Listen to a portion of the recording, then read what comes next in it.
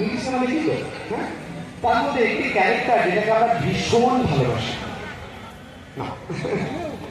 ভীষণ ভালোবাসি সিনেমাটা, এবং তাকে আমি রীতিমতো তাকে আমার মনে হয় যে he is a god of cinema, god of actors আমার মতে, জানি না হতে পারে।